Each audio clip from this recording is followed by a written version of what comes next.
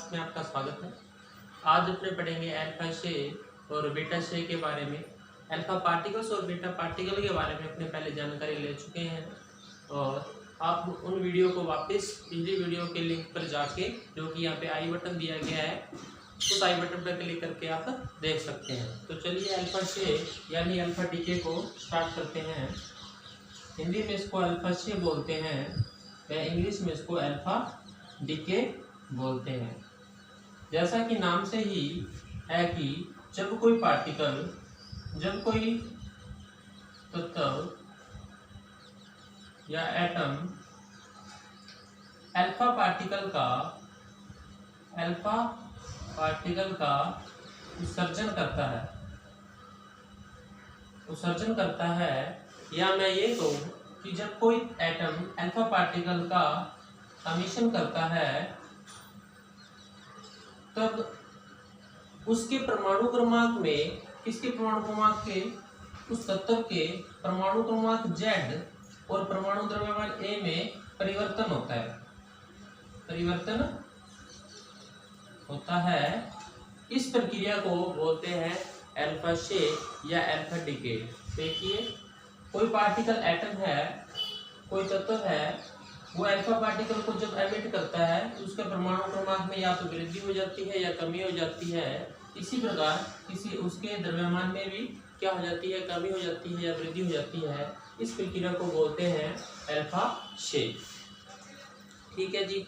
अब देखिए, alpha shape के दौरान जो Z होता है, यानी जो एटॉमिक नंबर होता है, उसमें 2 की कमी आती है, जबकि जो मास नंबर A होता है,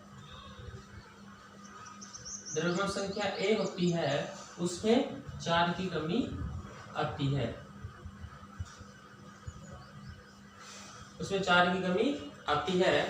इस प्रक्रिया को अपने बोलते हैं अल्फा डीके। और अगर मैं इसकी किसी इक्वेशन की बारे में बात करूं तो वो कुछ इस प्रकार से होगी। कोई तत्व अपने पास X है, जिसका परमाणु क्रमांक Z और एटॉमिक मास नंबर A है। अल्फा डीके के दौरान एक नया तत्व Y बनता है, तो इसके परमाणु क्रमांक में 2 की कमी, एटॉमिक मास में 4 की कमी आती है, तथा साथ में एक अल्फा पार्टिकल निकलता है, जिसको मैं ये भी लिख सकता हूँ या इसको ये भी कह सकता हूँ कि ये हीलियम है, हीलियम 2 और 4 है। ठीक है। अगर आप सीधे ऐसे लिखे 2 हीलियम 4, तो ये भी एग्जैक्ट इक्वेशन होएगी। ठीक है जी। जो X होता है, इसको बोलते हैं पेरेंट न्यूक्लियाई, और जो Y होता है, इसको बोलते हैं डॉटर न्यूक्लियाई। हिंदी में बात करूं तो इसको बोलते हैं पितर न्यूक्लियाई और इसको बोलते हैं उत्तरी नाभिक।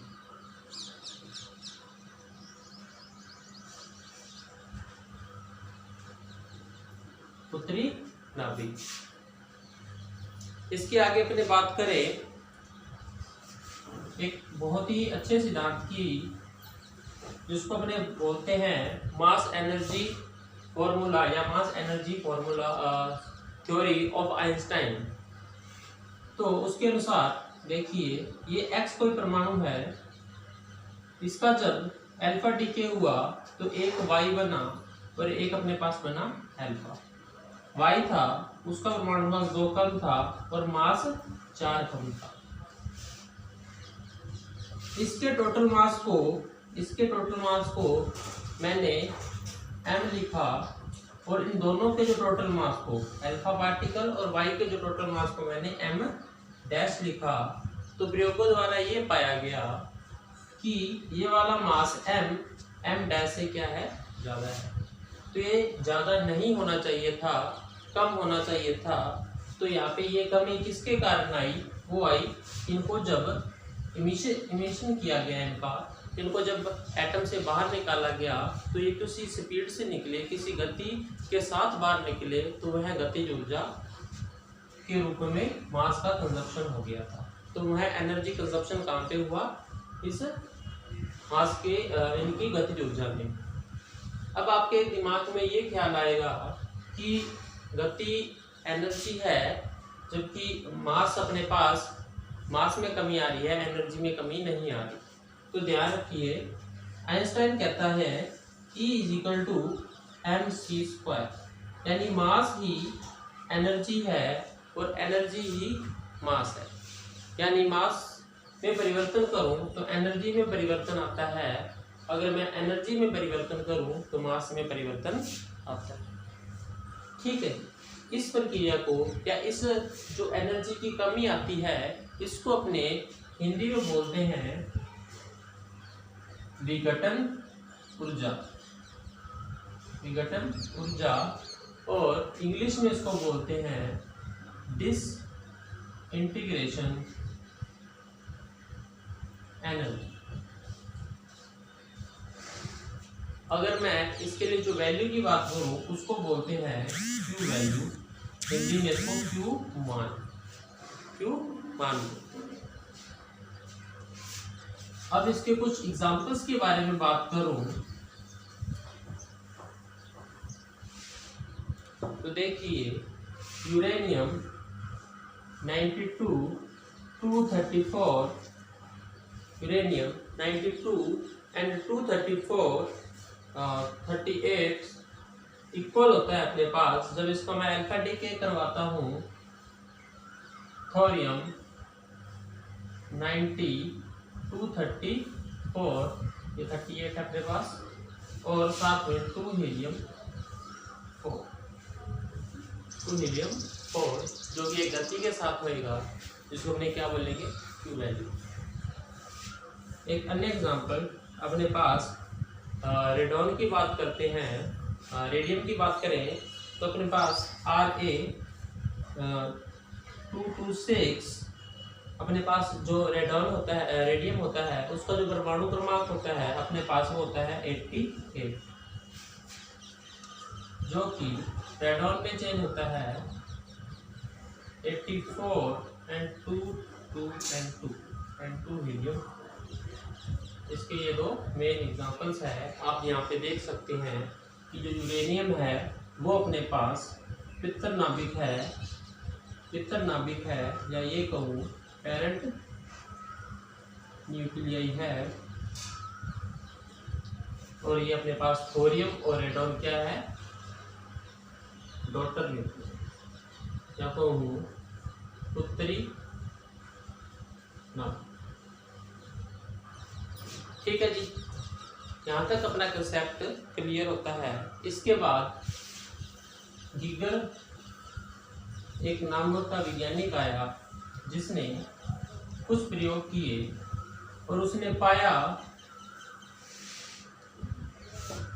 कि जो अल्फा पार्टिकल्स है, जो अल्फा पार्टिकल है किसी एटम से जब वो एमिट होते हैं तो वो कितनी दूरी तक जाते हैं? एक मैक्सिमम दूरी तक जा सकते हैं, मतलब जितनी स्पीड है, और एक टाइम ऐसा आएगा कि वो जो फोर्स उसको इनिशियल वेलोसिटी मिली थी वो खत्म हो जाएगी और वो जाके अल्फा पार्टिकल रुक जाएगा। तो ये कह सकते हैं कि जब कोई अल्फा पार्टिकल एमिट होता है किसी एटम के बीच में से, किसी रेडियो एक्टिव पदार्थ में से, तो कितनी दूरी तक जा सकता है, वह दूरी क्या कहलाती है? परास कहलाती है, या इंग्लिश में बोलते हैं उस पार्टिकल की रेंज। उस पार्टिकल की क्या बोलते हैं अपने पास? रेंज। ये रेंज दो फैक्टर पे डिपेंड करती है। एक तो उसकी करती है इनिशियल वेलोसिटी पे, या ये कहूँ प्रारंभिक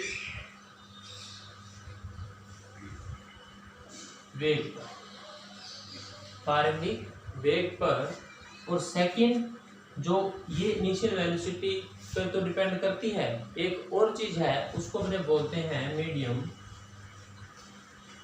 या ये कहूँ माध्यम। देखिए, अगर प्रारंभिक वेग कम है तो वो कम दूरी तक जाएगा, अगर प्रारंभिक वेग ज़्यादा है तो वो ज़्यादा दूरी तक जाएगा। इसी प्रकार अगर मीडियम अपने पास जल है तो वो कम दूरी तय करेगा, अगर मीडियम गैस है तो वो ज़्यादा दूरी तक जाएगा। तो अल्फा पार्टिकल की जो रेंज है दो फैक्टर पे डिपेंड करती है।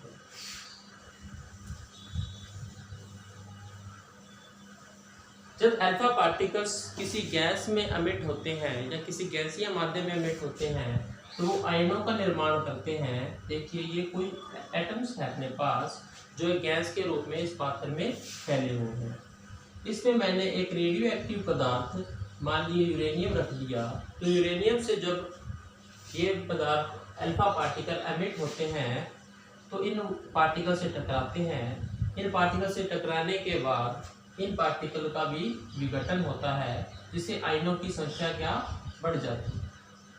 ये इससे टकराएगा, ये इससे टकराएगा, इस प्रकार ये प्रक्रिया चलती रहती है, जिसको अपने बोल देते हैं श्रृंखला या सीरीज विघटन, जो अपने आगे विस्तार से पढ़ेंगे। तो इस प्रकार ये कह सकते हैं कि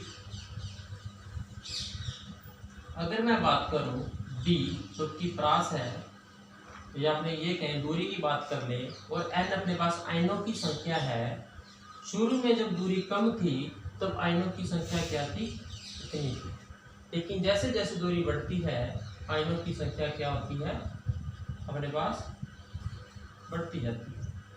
लेकिन एक टाइम ऐसा आता है जो इनिशियल वेलोसिटी उसको दी गई थी उस पार्टिकल्स को, वो क्या हो जाती है, कम हो जाती है, जिससे ये ग्राफ नीचे आना स्टार्ट हुआ। लेकिन एक जगह ऐसी भी आती है कि वो इनिशियल वेलोसिटी बिल्कुल ही कम हो जाती है और वो अल्फा पार्टिकल ट्रेवल करना ही बंद कर देता है, तब आयनों की संख्या जो बढ़ने वाली है वो कम हो जाती है। तो ये दूरी अपने पास प्रैक्टिकल रूप से d कह सकते हैं, जिसको अपने परास करें। ओके जी। अब एक रिलेशन और है अपने पास, वो है वेलोसिटी v और रेंज के लिए।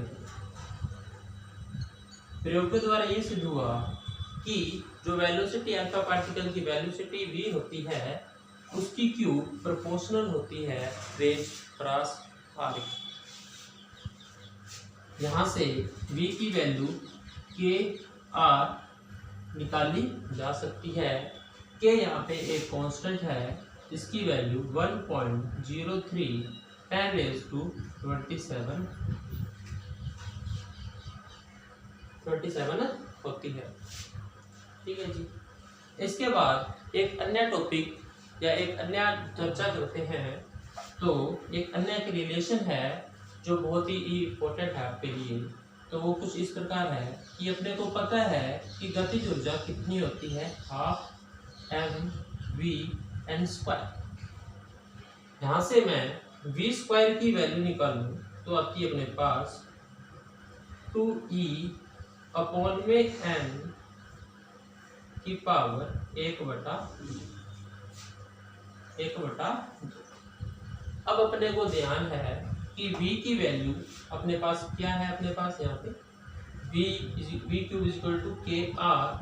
अगर मैं दोनों तरफ v³ करता हूँ, यानी इधर v³ लिखता हूँ, और अपने पास 2e/m हाफ तो पहले ही था, अब 3/2 हो जाएगा।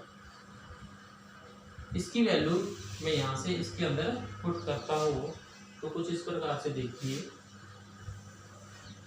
इसको मैं यहाँ पे लिख रहा हूँ ताकि वो बड़ा लिखा जाए।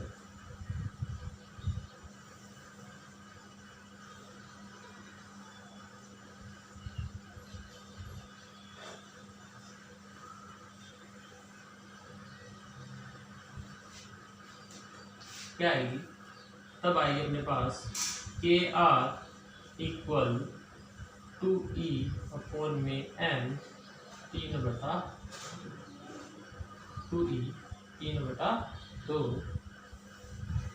मैं ये कहूँ 1.03 10⁻27 r equal to 2E m 3/2। ये कांस्टेंट है।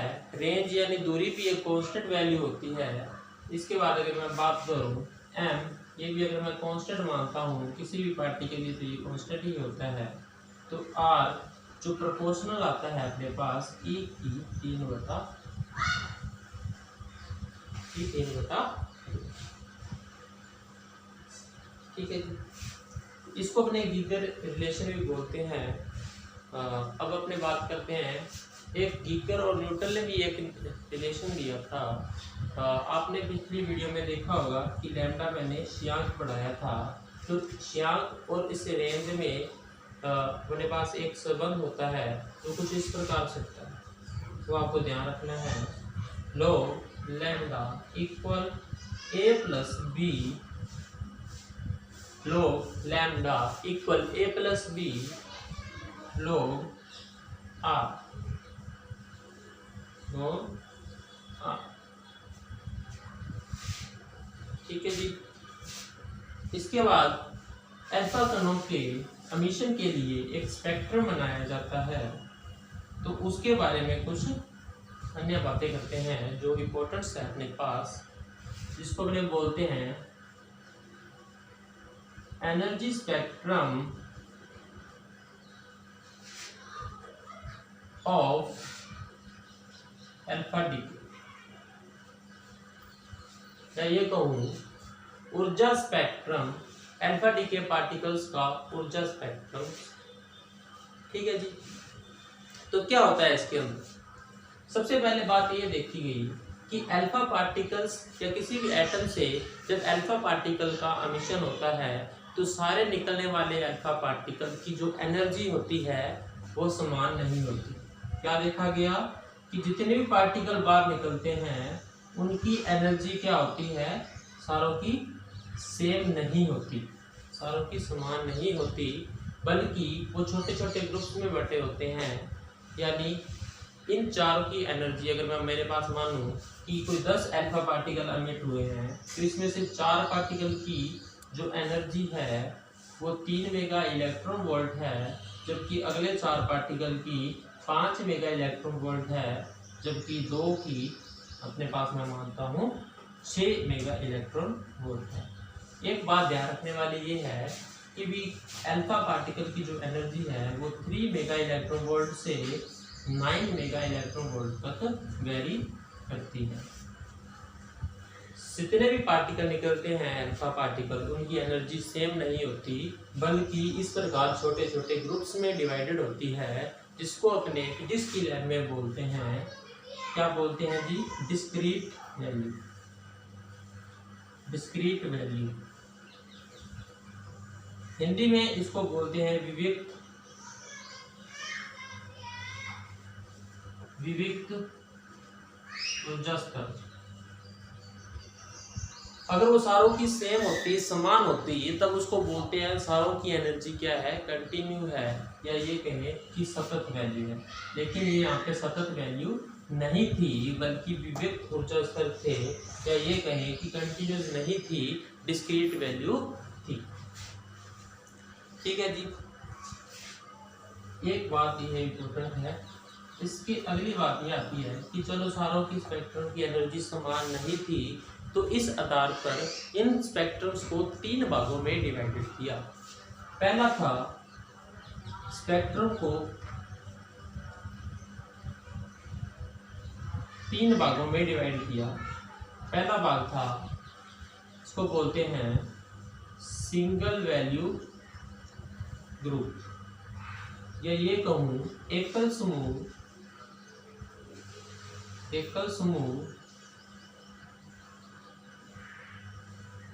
या एकल ऊर्जा समूह भी बोलते हैं इसको। इसमें क्या थी, सारे पार्टिकल्स की जो एनर्जी उन ग्रुप्स को इसके अंदर रखा गया जिनकी एनर्जी अपने पास क्या होती है, समान नहीं होती, बल्कि सारों पार्टिकल्स की अलग अलग आती है, किसी की 3 आ गई, किसी की 4 आ गई। और सेकंड जिसको जो ग्रुप माना गया वो अपने पास था, वो था अपने पास, अगर मैं ये सीधे लिखूं कि 2 या 2 से अधिक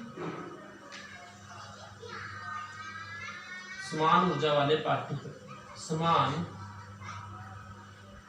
ऊर्जा वाले अल्फा पार्टिकल। यानी एक तो अलग अलग वाले थे और कुछ ऐसे भी थे, जैसे अगर 2 की एनर्जी अपने पास 4 मेगा इलेक्ट्रॉन वोल्ट है और 2 की 6 मेगा इलेक्ट्रॉन वोल्ट है, तो इन दो को इस वाले में रखा गया था। इसके अलावा एक अलग और थर्ड जो आता है अपने पास, उसको अपने बोलते हैं मेन स्पेक्ट्रम, मेन ऊर्जा स्पेक्ट्रम भी इसको बोलते हैं, या मुख्य ऊर्जा स्तर भी इसको बोलते हैं। तो इसमें क्या था कि मैक्सिमम पार्टिकल्स की, यानी अगर अपने पास 20 पार्टिकल है, उसके अंदर 12 पार्टिकल की एनर्जी जो सेम थी, उनको इस मेन स्पेक्ट्रम के अंदर रखा गया था। ठीक है, ये तो होगी स्पेक्ट्रम की डिवाइडेशन। अब स्पेक्ट्रम की कुछ विशेषताएं हैं, कुछ प्रॉपर्टीज है, उन प्रॉपर्टी के बारे में बात करूं।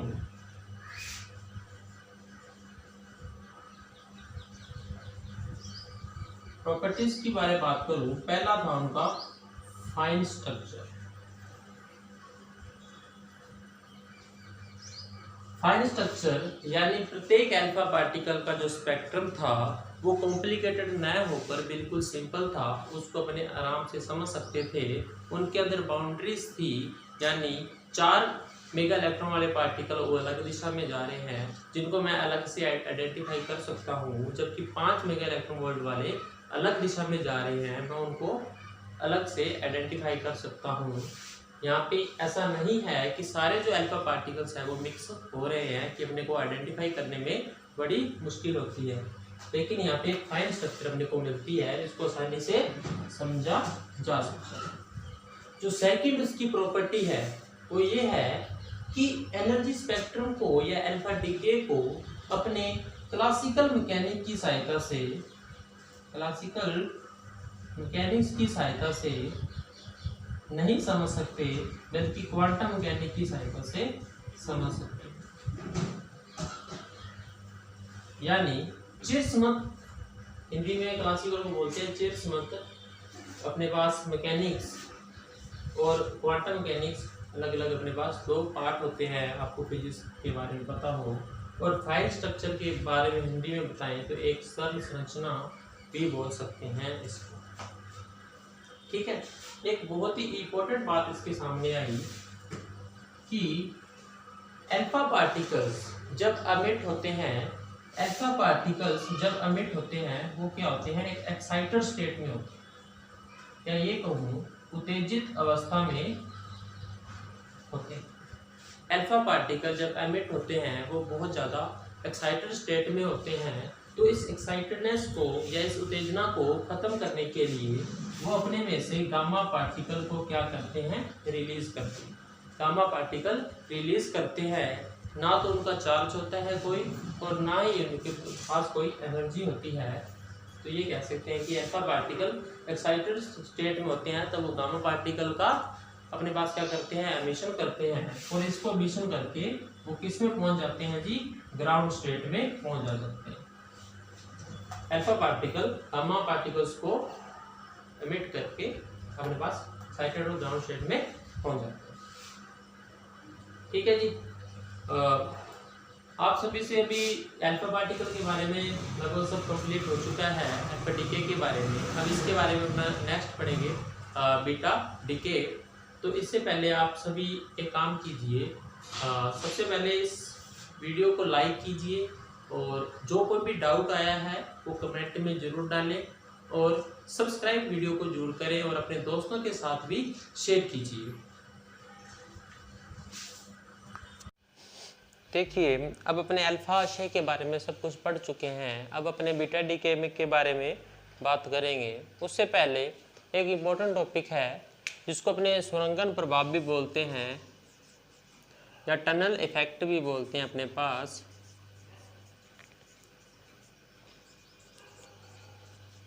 हिंदी में इसको बोलते हैं सुरंगन प्रभाव। देखिए क्या होता है कि कोई एटम अपने पास, उसके अंदर कौन सा फोर्स वर्क करता है, अपने को पता है न्यूक्लियर फोर्स काम करता है, जबकि एटम के बाहर कूलाम्ब फोर्स काम करता है। तो कूलाम्ब फोर्स और न्यूक्लियर फोर्स के बीच में एक बैरियर बन जाता है जिसको अपने बोलते हैं पोटेंशियल बैरियर, जिसको अपने क्या बोलते हैं पोटेंशियल बैरियर। ये पोटेंशियल बैरियर अपने पास न्यूक्लियस के अंदर जो अपने पास अल्फा और बीटा पार्टिकल्स होते हैं इनको बाहर निकलने से रोकता है या उनको अंदर ही बांधे रखता है। इसको इसलिए इसको विभव बैरियर भी बोलते हैं या विभव रोधिका भी बोलते हैं हिंदी में। हिंदी में इसको क्या बोलते हैं जी, विभव रोधिका। अल्फा पार्टिकल के अंदर इतनी ताकत नहीं होती या इतनी क्षमता या इतनी एनर्जी नहीं होती कि वो इस बैरियर को पार कर जाए, लेकिन अपने पास रेडियो एक्टिव पदार्थों के अंदर क्या होता है कि ये अल्फा पार्टिकल इस बैरियर को क्रॉस कर जाते हैं और कम एनर्जी होने के बावजूद भी इस ज़्यादा एनर्जी वाले बैरियर को पार कर जाना ही अपने पास क्या होता है, सुरंगन प्रभाव होता है, या इसको बोलते हैं अपने पास टनल इफेक्ट। अब अपने चर्चा करेंगे जी बीटा डीके के बारे में।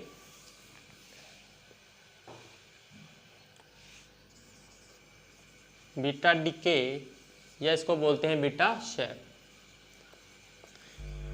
जब कोई तत्व एक पॉजिट्रॉन और एक पॉजिट्रॉन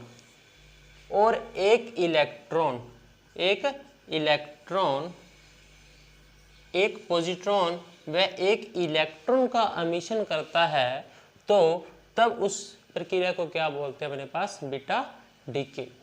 उसको क्या बोलते हैं जी, बीटा डीके। और बीटा डीके के दौरान एटॉमिक मास होता है वो अपने पास, उसमें किसी भी प्रकार का कोई परिवर्तन नहीं आता, उसके अंदर कोई भी चेंज नहीं आता, जबकि जो एटॉमिक नंबर Z होता है उसमें या तो एक वृद्धि हो जाती है या एक कमी हो जाती है।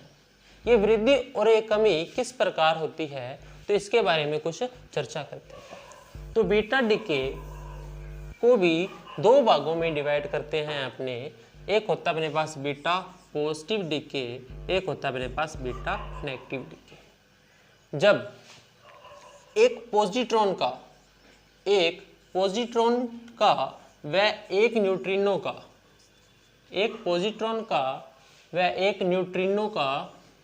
न्यूट्रिनो जीरो चार्ज और अपने पास जीरो एनर्जी वाला पार्टिकल्स होता है, एक न्यूट्रिनो का और एक पॉजिट्रॉन का अपने पास एमिशन होता है, तब उसको बोलते हैं बीटा पॉजिटिव डीके। इस दौरान जो मास में क्या आती है आपको ध्यान रखना है, Z-1। ज़्यादातर इसको गलती कर देते हैं, Z+1 कर देते हैं क्योंकि सब कुछ प्लस था अपने पास, लेकिन इसमें मास में एक कमी आती, एटॉमिक नंबर में एक नंबर की कमी आती है। तथा बीटा नेगेटिव के दौरान एक इलेक्ट्रॉन तथा एक एंटी न्यूट्रिनो, इसको बोलते हैं अपने पास न्यूट्रिनो और इसको बोलते हैं अपने पास एंटी न्यूट्रिनो का एमिशन होता है, तब उसको बोलते हैं बीटा नेगेटिव। तथा इस दौरान मास सेम रहता है तथा एटॉमिक मास में क्या हो जाती है, एक की वृद्धि हो जाती है। ठीक है जी, एक की वृद्धि हो जाती है। अगर मैं एक इक्वेशंस की बात करूं, जैसे मैंने अल्फा डीके के अंदर बात की थी कि XZ एक पार्टिकल है, बीटा पॉजिटिव के दौरान Z-1 ए सेम रहेगा तथा एक इलेक्ट्रॉन या पॉजिट्रॉन बोलते हैं जिसको अपने क्या बोलते हैं, बीटा पॉजिटिव पार्टिकल भी बोलते हैं, तथा एक न्यूट्रिनो का एमिशन होएगा जब ये इसके दौरान है। ठीक है, अगर मैं बीटा नेगेटिव के दौरान बात करूं तो यहाँ पे Z+1 आ जाएगा और यहाँ पे E नेगेटिव आ जाएगा तथा इसको ये लिखेंगे और इसको ये लिखेंगे। ठीक है, इस प्रकार बीटा पार्टिकल्स का क्या होता है अपने पास, एमिशन होता है। ठीक है जी, इसकी प्रैक्टिकल इक्वेशन के बारे में बात करूं तो वो भी देख लीजिए। सोडियम 11 और 22 का जब मैं बीटा पॉजिटिव डीके करवाता हूँ तो नियॉन 10 बाई इलेक्ट्रोपॉजिट्रॉन और न्यूट्रिनो बाहर निकलते हैं जी, न्यूट्रिनो बाहर निकलते हैं अपने पास। ठीक है जी, तो यहाँ पे अपना अल्फा डीके और बीटा डीके का टॉपिक ख़त्म होता है। उम्मीद है आपको किसी भी प्रकार की कोई भी समस्या नहीं होएगी, और अगर आपको किसी प्रकार का डाउट आता है तो कमेंट बॉक्स में कमेंट कीजिए, तथा इससे लास्ट वाली जितनी भी वीडियो हैं जो इससे रिलेटेड है, आपके लिए ज़रूरी है, आवश्यक है, वो मैं नीचे लिंक में डाल दूँगा। तथा इस वीडियो को आगे शेयर कीजिए अपने दोस्तों के साथ। धन्यवाद।